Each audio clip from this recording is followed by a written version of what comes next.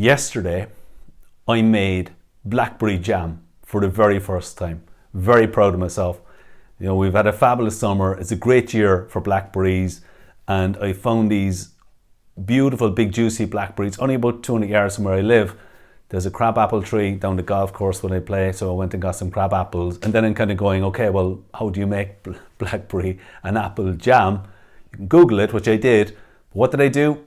I said I'm going to find an expert, my mum, who's making blackberry jam for years. So I went and spoke to her, and she told me about, okay, this what you do to make blackberry jam, which is great.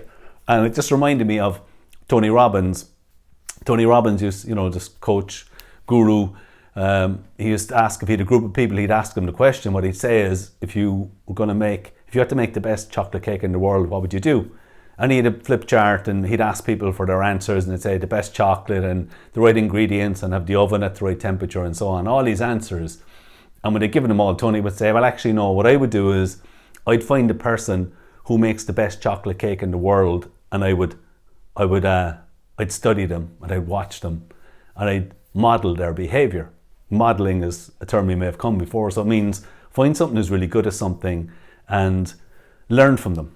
It's not exactly copying them exactly, but it means learning from what they do. You can copy them, or you can take what you like from it. So it's a really good example. If you need to do anything, don't reinvent the wheel. Find somebody who's really good at it.